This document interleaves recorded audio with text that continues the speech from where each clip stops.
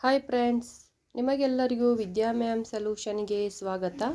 ಇವತ್ತಿನ ದಿನ ನಾವು PUC ಪ್ರಥಮ ವರ್ಷದ ಕನ್ನಡ ಪದ್ಯ ಭಾಗ 14 ದೇವರಿಗೊಂದು ಅರ್ಜಿ.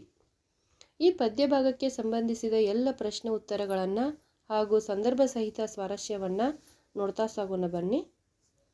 ಈ ಕೆಳಗಿನ ಪ್ರಶ್ನೆಗಳಿಗೆ ಒಂದು ವಾಕ್ಯದಲ್ಲಿ ಉತ್ತರಿಸಿ. 1. ತನ್ನನ್ನು ಕ್ಷಮಿಸುವಂತೆ ಕವಿ ಯಾರಲ್ಲಿ ಕೇಳುತ್ತಾನೆ? ತನ್ನನ್ನು ಕ್ಷಮಿಸುವಂತೆ ಕವಿ ದೇವರಲ್ಲಿ ಕೇಳುತ್ತಾನೆ. 2.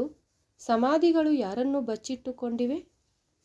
ಸಮಾಧಿಗಳು ಜೀವಂತ ವ್ಯಕ್ತಿಗಳನ್ನು ಬಚ್ಚಿಟ್ಟುಕೊಂಡಿವೆ. 3. ಬೊಗಸೆಯಲ್ಲಿ ಯಾರನ್ನು ಬಂಧಿಸಲು ಕವಿ ಬಯಸಿದ್ದಾನೆ?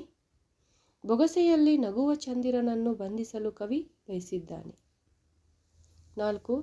ಕವಿಯ ಗುಂಡಿಗೆಯನ್ನು ಹಿಂಡುತ್ತಿರುವುದು ಯಾವುದು? ಅವರಿವರು ಉದಾಸೀನರಾಗಿ ಬಿಟ್ಟ ಬಿಸಿ ಉಸಿರು ಕವಿಯ ಗುಂಡಿಗೆಯನ್ನು ಹಿಂಡುತ್ತಿದೆ. 5. ಕವಿಯ ಬೆನ್ನನ್ನು ಮುಳ್ಳುಗಳಾಗಿ ಚುಚ್ಚುತ್ತಿರುವುದೇನು? ನಗುವ ಅಮೃತದ ಶಿಲೆಯ ಸಮಾಧಿಗಳು ಕವಿಯ ಬೆನ್ನನ್ನು ಮುಳ್ಳುಗಳಾಗಿ ಚುಚ್ಚುತ್ತಿವೆ. ಕೆಳಗಿನ ಪ್ರಶ್ನೆಗಳಿಗೆ 2-3 ವಾಕ್ಯದಲ್ಲಿ ಉತ್ತರಿಸಿ. 1. ಧರೆಯ ಮೇಲಿನ ನಡಿಗೆ ಹಾಗೂ ಕರೆಯುವ ಧ್ವನಿ ಕವಿಗೆ ಹೇಗೆ ಭಾಸವಾಗುತ್ತಿದೆ? ಧರೆಯ ಮೇಲೆ ಉರಿ ನಡೆದಂತೆಲ್ಲ ಯಾರೋ ತನ್ನ ತಲೆಯ ಮೇಲೆ ಓಡಾಡಿದಂತೆಯೋ ಹಾಗೂ ತನ್ನನ್ನು ಕೂಗಿ ಕರೆದರೆ ಬಂದೂಕ ಬಾಂಬು ಎಂತಲೂ ಕವಿಗೆ ಭಾಸವಾಗುತ್ತಿದೆ. 2. ನಗುವ ಚಂದಿರ ಏಕೆ ಕೈ ಗಂಟಿಕೊಳ್ಳುತ್ತಿದ್ದಾನೆ?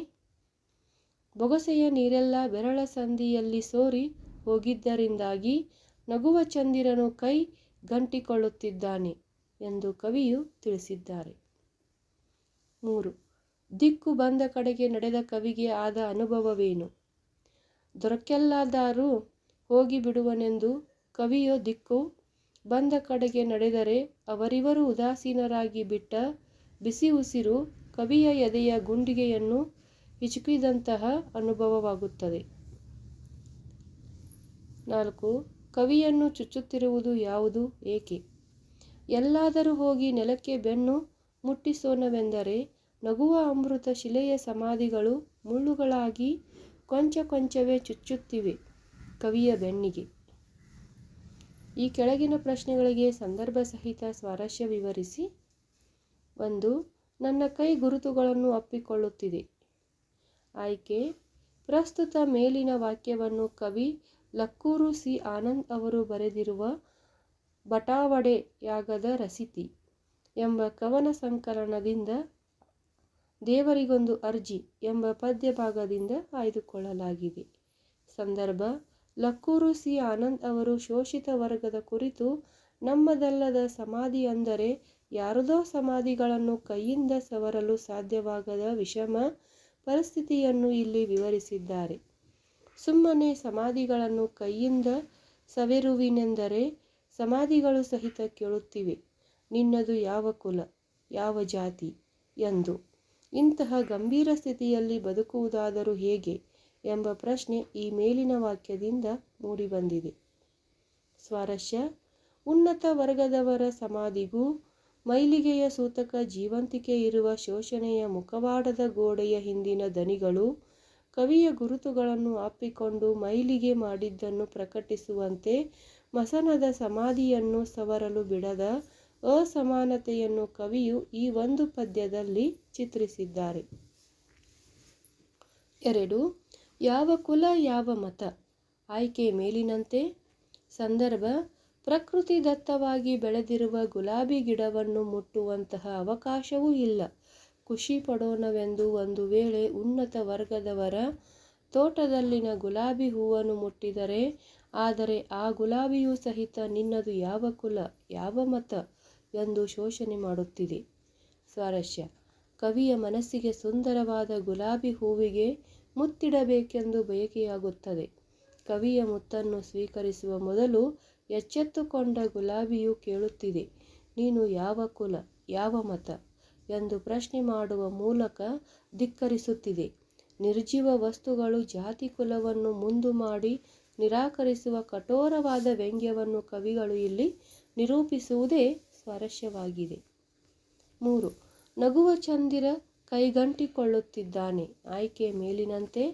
ಸಂದರ್ಭ: ಕವಿಯು ಜಗತ್ತಿನ ಅಸಮಾನತೆಯಿಂದ ಬೇಸತ್ತು ಒಂದಿಷ್ಟು ಸಮಾಧಾನ ಪಡೋಣವೆಂದು ಬೊಗಸೆ ಒಳಗೊಂದಿಷ್ಟು ನೀರು ತುಂಬಿಕೊಂಡು ಆ ನೀರಿನಲ್ಲಿ ಆಗಸದ ಚಂದಿರನ್ನು ಕೈ ಒಳಗೆ ಬಂಧಿಸಿ ಖುಷಿ ಪಡೋಣವೆಂದರೆ ಆ ಚಂದಿರನೂ ಕೂಡ ಅಸ್ಪೃಶ್ಯರನ್ನು ಒಪ್ಪಿಕೊಳ್ಳದ ಅಂತಹ ಸ್ಥಿತಿ ನಿರ್ಮಾಣವಾಗಿದೆ ಎಂದು ಕವಿಯು ನುಡಿಯುವ ಅಸಮಾನತೆಯ ನುಡಿಗಳು ಸಂದರ್ಭವಾಗಿವೆ. ಸ್ವಾರಸ್ಯ: ಇವತ್ತಿನ ಸಮಾಜದ ಸ್ಥಿತಿಗತಿಯು ಅಸ್ತವ್ಯಸ್ತವಾಗಿದೆ. ಆಕಾಶದಲ್ಲಿರುವ ಚಂದಿರನನ್ನು ಬೊಗಸೆಯ ನೀರಿನಲ್ಲಿ ಬಂಧಿಸಿ ಒಂದಿಷ್ಟು ಸಮಾಧಾನ ಪಡೋಣವೆಂದರೆ ಬೊಗಸೆಯೊಳಗಿನ ನೀರು ಬೆರಳ ಸಂದಿಯಲ್ಲಿ ಸೋರಿಹೋಗಿ ನಗುವ ಚಂದಿರ ಕೈಗೆ ಅಂಟಿಕೊಳ್ಳುತ್ತಾನೆ. ಚಂದಿರನನ್ನು ಬಂಧಿಸಿ ಕುಡಿದರೂ ಆತ ಪ್ರತಿಯಾಗಿ ನಮ್ಮನ್ನೇ ಬಂಧಿಸಿ ಬಿಡುತ್ತಾನೆ. ನಮ್ಮ ಸಮಕಾಲೀನ ಸಮಾಜದ ವ್ಯವಸ್ಥೆ ಇದು, ಅದರ ಸ್ಥಿತಿ ಇದು. ಇದನ್ನು ಕವಿ ತುಂಬ ಸ್ವಾರಸ್ಯವಾಗಿ ವಿವರಿಸಿದ್ದಾರೆ. 4. ಮುಟ್ಟಿಸಿಕೊಳ್ಳದೆ ಪವಿತ್ರವಾಗಿ ಇರಬೇಕೆಂದು ಕೊಂಡಿದ್ದೇನೆ.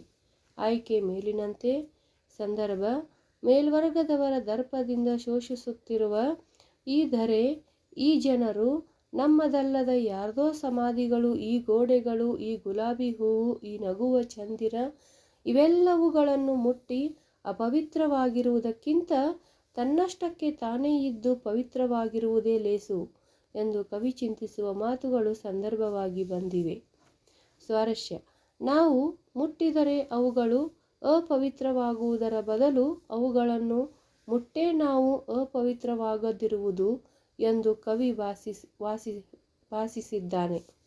ಆದ್ದರಿಂದ ಮೈಲಿಗೆಯಾಗುವ ಯಾವುದನ್ನು ಮುಟ್ಟದೆ ತಾವೇ ಪವಿತ್ರವಾಗಿ ಉಳಿದು ಸ್ವತಂತ್ರ ಅಸ್ತಿತ್ವವನ್ನು ಕಾಯ್ದುಕೊಳ್ಳುವುದಾಗಿ ಕವಿಯು ದೇವರಿಗೆ ಬರೆದಿರುವ ಅರ್ಜಿಯಲ್ಲಿ ಘೋಷಿಸಿದ್ದಾರೆ.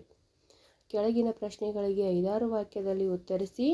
ಒಂದು ಜಗತ್ತು ತನ್ನನ್ನು ಕೀಳಾಗಿ ಕಂಡು ನಿರಾಕರಿಸಿರುವ ಬಗೆಯನ್ನು ಕವಿ ಹೇಗೆ ಚಿತ್ರಿಸಿದ್ದಾರೆ? ಭೂಮಿಯ ಮೇಲೆ ಪಾದವನ್ನು ದೃಢವಾಗಿ ಊರಿ ನಿಲ್ಲಲು ಬಿಡದೆ ತಲೆಯ ಮೇಲೆ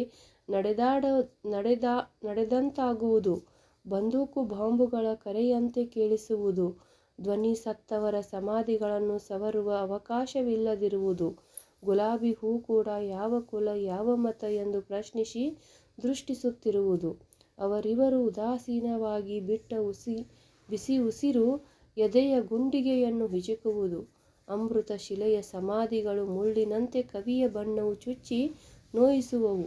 ಹೀಗೆ ಮುಂತಾದ ಚಿತ್ರಗಳನ್ನು ಕವಿ ಕವಿತೆಯಲ್ಲಿ ಸಾಮಾಜಿಕ ಅಸಮಾನತೆ ಮತ್ತು ಶೋಷಣೆಯ ಕುರಿತು ಇವೆ. 2. ಮುಟ್ಟಿಸಿಕೊಳ್ಳದೆ ಪವಿತ್ರನಾಗಿ ಇರಬೇಕೆಂದು ಹೇಳುವ ಕವಿಯ ಮಾತಿನ ಅರ್ಥವೇನು ವಿವರಿಸಿ. ಜಾತಿಯ ಕಾರಣಕ್ಕಾಗಿ ತಿರಸ್ಕಾರ, ಕೀಳು ನಿಂದನೆಗೆ ಒಳಗಾದ ಕವಿಯು ಮುಟ್ಟಿದರೆ ಆ ಪವಿತ್ರವಾಗುವ ಜನರನ್ನು, ಅವರ ವಸ್ತುಗಳನ್ನು ಮುಟ್ಟೇ ತಾನೇ ಅಪವಿತ್ರವಾಗುವುದಕ್ಕಿಂತ ಅವೆಲ್ಲವುಗಳನ್ನು ಮುಟ್ಟದೇ ಪವಿತ್ರವಾಗಿರುವುದೇ ಲೇಸು ಎಂದು ಭಾವಿಸಿದ್ದಾನೆ. ಇಲ್ಲಿ ಜಾಗೃತಗೊಂಡಿರುವ ಕವಿಯ ಆತ್ಮಗೌರವವು ಸ್ವತಂತ್ರ ಅಸ್ತಿತ್ವದ ಸ್ಥಾಪನೆಯ ಆಶಯವನ್ನು ಪ್ರಕಟಿಸುತ್ತಿದೆ. ಯಾವುದನ್ನು ಮುಟ್ಟಿದರೂ ಅಪವಿತ್ರವಾಗುವುದರಿಂದ ಯಾವುದನ್ನು ಮುಟ್ಟದೇ ಪವಿತ್ರವಾಗಿ ಇರಬೇಕೆಂದು ಬಯಸಿದ್ದಾನೆ.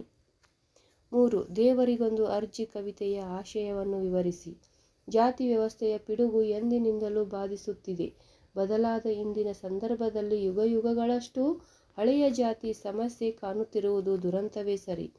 ಕವಿಯು ಹುಟ್ಟಿನಿಂದ ಜಾತಿಯ ಕಾರಣಕ್ಕಾಗಿ ಲೋಕದ ಜನತೆಯ ತಮ್ಮನ್ನು ಕೀಳಾಗಿ ಕಾಣುತ್ತಿರುವ ಕೆಲವು ಚಿತ್ರಗಳನ್ನು ಕವಿತೆಯಲ್ಲಿ ಬಿಡಿಸಿದ್ದಾರೆ.